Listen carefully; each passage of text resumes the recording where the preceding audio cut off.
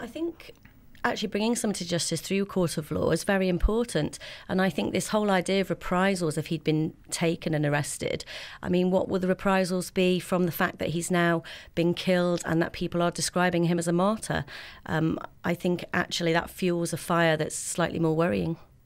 As Mohammed mentioned before, when Adolf Eichmann was taken, he stood trial, but his persona was not the same as Bin Laden today. I think there is a concern that he might have been a difficult person to hold in any type of jail, and it would have been a complicated security issue. But I think we can't escape the political issue that Obama wanted to be re-elected, and so we're looking from a faith perspective how much truth, absolute moral truth, went into the operation. How much was there political agenda to try and make a big stand of things, show that he was a brave leader, can take serious decisions. Because that was one of the things that he's been accused of, Obama, by his adversaries in America, that he's not a brave leader, not a decisive leader. And I think he was looking not so much as the moral arbiter of the world, but to get re-elected. I want to ask all three of you this next question. What does your faith say about justification and revenge? It says that we should turn the other cheek. It says that we're all about forgiveness and grace. And I think that the idea that we're working on an eye for an eye just isn't part of the Christian faith. For Jews, the Torah makes it clear that God's given judges and nations the ability to execute judgment. Forgiveness is not for us to forgive those who wrong us. Those who have wronged us have to ask us to be forgiven. So there's no sense in Judaism that you have to go around forgiving people who are evil. They have to come to you. And it's now it's body and soul. When body and soul separated, the soul's being judged by God, and it's for God to judge him as God sees fit.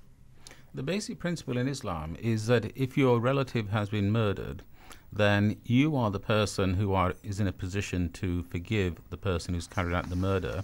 That's often associated with the payment of blood money.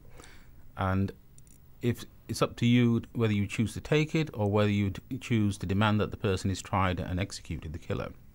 But ultimately, forgiveness is regarded as a good thing, but the right to forgive belongs to the victims. Yeah, absolutely. Now, let me ask you this. I want your thoughts on the media's portrayal of what went on last Sunday night, Monday morning. Any thoughts? I think we're living in a society not much different from the ancient pagan world of bloodlust. And we have such a desire to witness the loss of blood or to see evil fall, and it's a depraved state. The media's ad nauseum gone on and on about this all week. We heard the news repeatedly for days, and it was on every website had it for days. It was just enough already. I think, again, we're looking at projecting all of our evil onto a person. We talk about Osama Bin Laden, he murdered people. Well, I mean, look at the refusal to provide drugs to the HIV community over in Africa. 24 million people have died so far. Well, is that not an act of genocide? We're actually projecting all of the ways that we murder people on a day-to-day basis onto this one man who has killed 3,000 people in one incident. Is being told, we're told that he's responsible for that, but I mean, we're all responsible for the deaths of one another on a daily basis, and I just don't understand why we don't look at the way we refuse to collaborate, we refuse to talk to one another, and we refuse to look at different ways of doing things apart from, well, we're just going to murder somebody else. It's never the answer. It depends on which media you follow. The BBC, the New York Times, which I read electronically, the Financial Times, the quality of the coverage has been very good, very detailed, as new information has been coming out over the week. Which part of the BBC? BBC Radio 4. Mm-hmm. So the quality of the coverage has been very good. As more information has been coming out as the week went on, as the Americans debriefed the SEALs who carried out the operation, I felt that the coverage in those media sources has been very good. I can't speak for the tabloids because I don't read them. Mm. And should this be a rolling news story for almost 48 hours? No. I actually think it does fuel the whole idea that there will be reprisals and that this guy is going to become a martyr, and it continues to fuel disaffected people who may actually take up that baton. I think it's quite dangerous.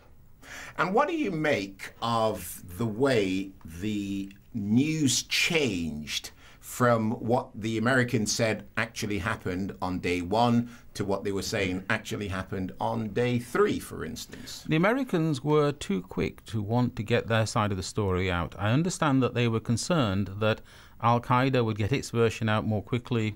So almost as soon as the operation was over, you had American spokespeople talking about the firefight.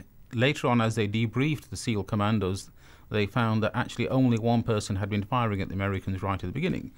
And that's the fog of war. If you try to get your story out too quickly, you risk getting it wrong, and then it's embarrassing to have to correct it. But these are minor matters. And coming back to your earlier question, 48 hours of coverage, I don't regard that as at all excessive. 9/11 was the biggest news story that's happened in the last 40 years, and certainly since the fall of the Berlin Wall. And the death of Osama Bin Laden was not quite as newsworthy as 9/11, but it was a major item of news. But how long should it go on for? He's dead. Yes. The end.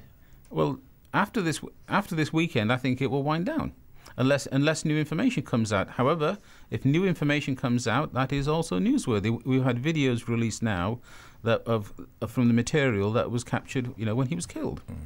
I think for me, it underlines perhaps the lack of moral clarity in this whole operation. If it was simply an act of justice or morality, whatever word language you want to use, it would have been on the news, and then it would have faded away. But this constant drip-drap of bringing in different versions every day undermines the moral clarity of the operation. And of course, there is, by everybody, it would seem these days, news management. And the Americans can now stretch this out for as long as they want by releasing this today, something else tomorrow, something else the day after. Well, it's whether we pick it up or not, isn't it? But we pick it up automatically. Those videos that have been released, we're never going to know the truth about those videos. Yeah. They've obviously edited them very carefully for the Western consumption. And then the question, again, it doesn't help anything, because then the other side will say, you're not showing the truth, you've edited it carefully, and it just fuels the drama, it fuels the conspiracy theories. It doesn't actually bring closure, which I think what people want to have is closure. The American reaction was closure from the event. And they saw the firefighters die, they saw the ambulance men die, the police, and then people came to help. They want it to go away. They want it to move on after a decade of difficulties, perhaps to move on with their lives. Perhaps people are now going to go and remarry, start new families, because they can end this moment of darkness in their lives. And this media frenzy is just going to keep this going, and unfortunately keep the pain going for many of them as they feed on this media. Well, is it news or is it propaganda? That's what I would say. To my mind, it was clearly news. And the story of Al-Qaeda isn't over yet. We have to find Ayman al-Zawahiri, Bin Laden's number 2. We've got people in the Yemen, Anwar al-Awlaki, who is inspiring people to try to commit new acts of terrorism. This is an organization that has to be arrested or destroyed. Is that ever going to happen? Can you destroy an organization that is so diverse? You can destroy the central command of the organization. You can make it impossible to operate.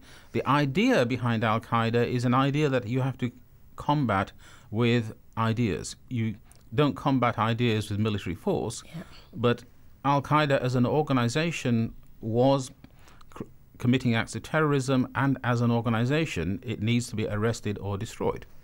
We're going to break here for the traffic and travel, and then we'll be joined after that by Rev Jane Shaw, who's in fact the only female Anglican vicar who's worked in Pakistan.